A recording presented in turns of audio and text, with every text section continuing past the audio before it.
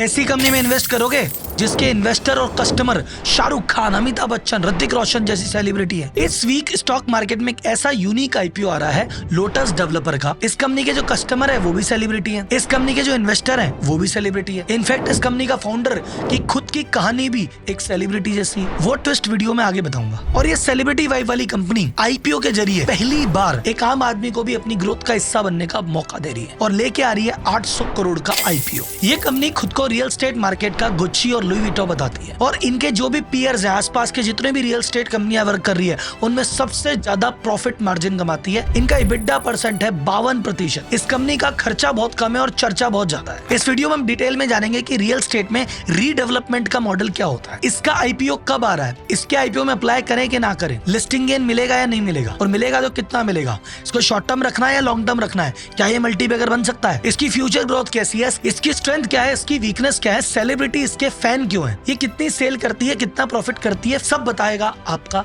राहुल। तो जनता जनार्दन की जय बोलते हैं और करते हैं वीडियो की शुरुआत।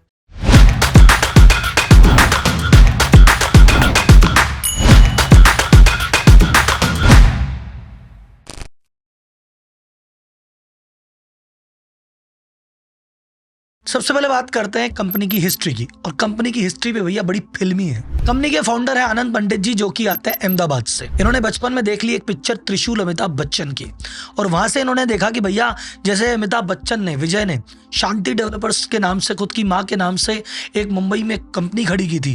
बोले यार मैं भी एक मुंबई में रियल एस्टेट कंपनी खुद के पिताजी के नाम से खड़ी करूंगा। ये सपना इन्होंने उस समय बना लिया था। चाहते थे सिविल इंजीनियरिंग करे, रियल एस्टेट का पैशन था, लेकिन फिर जैसा उस समय दौर चल रहा था इलेक्ट्रिक इंजीनियरिंग का, तो उसको किया। लेकिन पैशन तो था मुंबई आने का, पैशन तो था रियल एस्टेट का। तो सपने के साथ आए मुंबई। शुरुआत में कुछ जॉब की, छोटे मोटे काम किए, ट्रेडिंग में पैसा कमाया, कैपिटल मार्केट से पैसा कमाया, और फिर अपने सपने को पूरा करने के लिए रियल एस्टेट कंपनी शुरुआत की।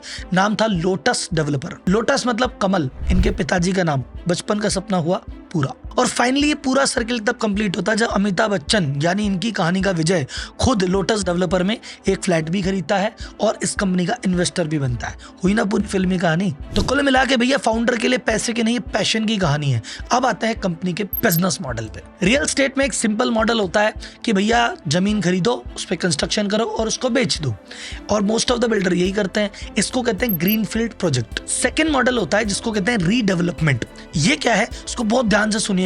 अगर आप रियल एस्टेट बिजनेस को नहीं समझते हैं तो आप समझने लग जाएंगे, और समझते हैं तो आपको मजा आ जाएगा। मान लो एक 25 साल पुरानी सोसाइटी है बांद्रा में, उसमें 5 फ्लोर है। एक फ्लोर पे 4 फैमिली रहती है, लगभग 20 फैमिली रहती है। एवरेज में साइज मानता हूँ 1000 स्क्वायर फुट का, 20,000 स्क्वायर फुट का वहां पे जगह है और 20 फैमिली रहती है। ठीक, अब सोसाइटी की लोकेशन बहुत अच्छी है, बांद्रा, लेकिन भाई साहब उसकी हालत बहुत खराब है। क्यों? ये सोसाइटी 25 साल पहले बनी थी, तब तो कंस्ट्रक्शन मटेरियल भी हाई क्वालिटी के नहीं होते थे, और होते भी थे तो भैया 25 साल में तो एकदम जर्जर हो गई।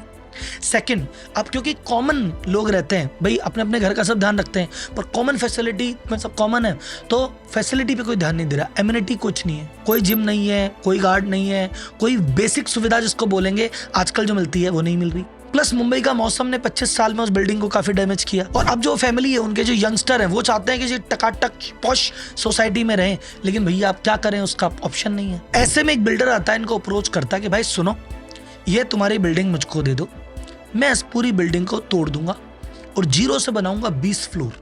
उसमें मैं बनाऊंगा टोटल 20 फ्लोर, उसमें बनाऊंगा 80 फ्लैट, और एवरेज मान लो मैं 80,000 स्क्वायर फुट का कंस्ट्रक्शन करूंगा, और सारी हाई क्वालिटी मटेरियल लगाऊंगा, लेटेस्ट डिजाइन लगाऊंगा, आपको जिम दूंगा, स्विमिंग पूल दूंगा, गेम रूम दूंगा, गार्ड दूंगा, पूरी टकाटक चीजें दूंगा। और उन 20 फैमिली को बोला, देखो जी तुम्हारे पास 20,000 स्क्वायर फुट जगह थी, तुमको 20,000 की जगह 30,000 स्क्वायर फुट, तुमको 1000 स्क्वायर फुट की जगह 1500 स्क्वायर फुट का बनी बनाई चीज मिलेगी। डन, फैमिली खुश। अच्छा, जब तक ये प्रोजेक्ट हो रहा है तुम जाके कहीं और रहो, वहां का किराया भी मैं दूंगा, तुम्हारे शिफ्ट होने का खर्चा भी मैं दूंगा, और प्लस थोड़ा तुमको इनकन्वीनियंस हुई वो पैसे भी मैं दूंगा। अब बोलेंगे राहुल जी ये तो सब पुराने वाले का फायदा, नए वाले का फायदा क्या? नए वाला कह रहा है भैया 80,000 स्क्वायर फुट माल बना रहा हूँ साहब, ये फैमिली को तो 30,000 स्क्वायर फुट ही तो दिया, 50,000 स्क्वायर फुट तो मेरा है। बांद्रा के रेट के हिसाब से देख लो, मैं इसमें मेरा सारा कंस्ट्रक्शन का खर्चा काट के मैं मेरा प्रॉफिट कमाऊंगा। तो लोटस डेवलपर ने जो अपना पहला प्रोजेक्ट किया था वो तो ग्रीनफील्ड किया था, उसके बाद से अभी आ गए हैं कंप्लीटली रीडेवलपमेंट के गेम में। तो आज के डेट में जिनके टोटल प्रोजेक्ट है उसमें 7% प्रोजेक्ट ऐसे हैं जो कि ग्रीनफील्ड है, 93% ये रीडेवलपमेंट में ही काम करते हैं और उसी के एक्सपर्ट है। अब ऐसा तो है नहीं ये रीडेवलपमेंट के अकेले बिल्डर है, काफी बिल्डर है, लेकिन इनका रीडेवलपमेंट में इतना भारी नाम कैसे हुआ, बड़े ब्रांड कैसे बने? सिंपल सा कारण है, इन्होंने कहा भाई मैंने कभी भी नए प्रोजेक्ट और पुराने प्रोजेक्ट में भेद नहीं किया।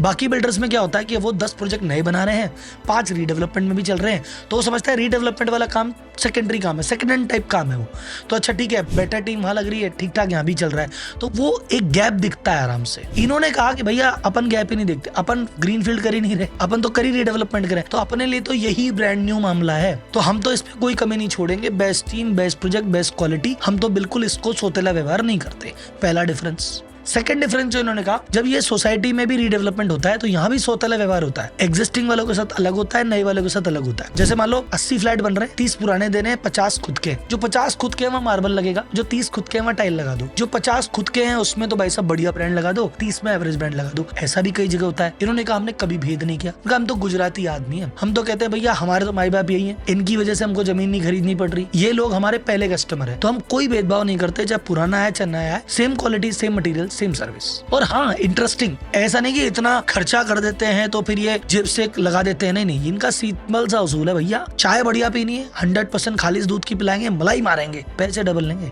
तो इनके जितने भी प्रोजेक्ट होते हैं वो कहते हैं भी आसपास के जितने भी बिल्डर प्रोजेक्ट बेच रहे हैं, जिस एरिया में ऑपरेट करते हैं, बोले हमारा प्रोजेक्ट 25 से 30% महंगा होता है, हम भैया काम करने में कोई कंजूसी नहीं करते, प्रोडक्ट में, क्वालिटी में कोई कंजूसी नहीं करते, तो फिर जब रिकवरी करते हैं, जब बेचते हैं तो भी कोई कंजूसी नहीं करते, दबा के रेट लेते हैं, और जनता जब अप्रिशिएट करती है कि वाह यार क्वालिटी तो है, तो जनता को देने में दुख भी नहीं होता, खुश होके देती है। लकीली एक चीज इनके फेवर में रही, इन्होंने जितने भी रीडेवलपमेंट शुरुआत में किए वो रहे जुहू में, बैंड्रा में, वर्सोवा में, यानी अंधेरी में, ये सारे सेलिब्रिटी एरिया में। सेलिब्रिटी के पैसे की तो कमी नहीं है, वो तो कहते हैं पैसा तो हम देने को तैयार है भैया, चीज तो बढ़िया दे दो, ऐसी चीज दे दो जो मजा आ जाए। तो ये जब प्रोजेक्ट देखते थे तो इन्होंने कहा भाई साहब क्या चीज है, मजा आ गए। सेलिब्रिटी की रेगुलर इनकम है, वो फ्लैट खरीदती है, रेंट पे चढ़ा देती है, रेंटल इनकम कमाती है। अब इनको लगा कि यार रेंट भी अच्छा मिलेगा जब प्रॉपर्टी अच्छी है, तो प्रॉपर्टी का वैल्यू भी अप्रिशिएट हुआ, रेंट भी अच्छी मिली, तो सेलिब्रिटी ने वर्ड ऑफ माउथ काफी अच्छा किया, एक ने लिया, दूसरे ने को बताया, दूसरे ने लिया, तीसरे को बताया, और ये सेलिब्रिटी रिपीट कस्टमर और बने। क्या अच्छा इस प्रोजेक्ट में 2 फ्लैट ले रखे हैं, अब नया प्रोजेक्ट आएगा तो भैया बताना इसमें भी 2 डाल देते हैं। तो कुल मिला के इनका मानना है कि भैया हम इंडस्ट्री के फरारी हैं, हमको मारुति जैसे भर भर के गाड़ियां नहीं बेचनी, हम तो भैया लिमिटेड गाड़ियां बेचेंगे, लेकिन महंगी बेचेंगे, प्रीमियम बेचेंगे,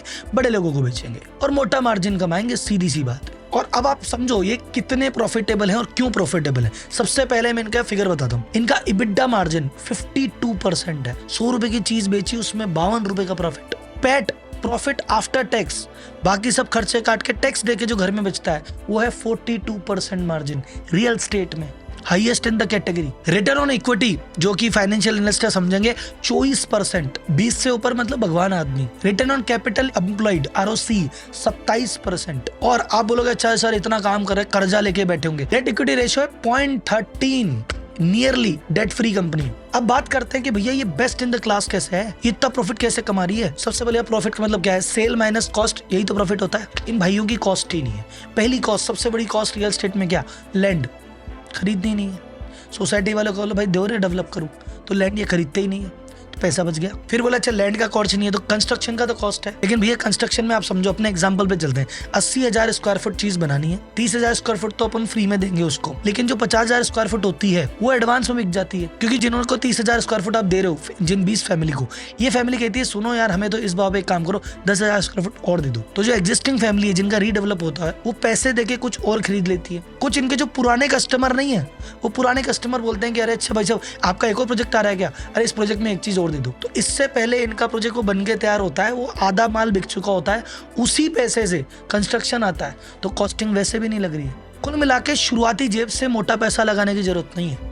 लोन भी लेना पड़ता है तो थोड़ा बहुत, और ब्याज उस पर थोड़ा बहुत। अगेन जब आपके पास लिमिटेड माल है और उसमें से आधे से ज्यादा बिक जाता है, तो आप मार्केटिंग में भी खर्चा नहीं करते। ये बोलते हैं भैया हम कोई ब्रोकर के लिए पार्टी नहीं करते, हम कोई ब्रोशर नहीं बना रहे, हम कोई सेल्स ऑफिस नहीं बना रहे, हम कोई होर्डिंग नहीं लगा रहे, हम कोई सोशल मीडिया मार्केटिंग नहीं कर रहे। हमारे लिमिटेड सर्किल में बता देते हैं कि ऐसा हो रहा है, वही माल बिक जाता है। तो न तो मार्केटिंग पे पैसा खर्च कर रहे, न सेल टीम हमारे पास लंबी चौड़ी है कि वो 100-500 आदमियों की सेल्स टीम लेके बैठे हैं। लिमिटेड सी सेल टीम है, काम कर देती है, तो सैलरी का भी खर्चा ज्यादा नहीं है। ओवरऑल जो टीम है काफी लो है, इनका टर्नओवर 550 करोड़ लास्ट ईयर था।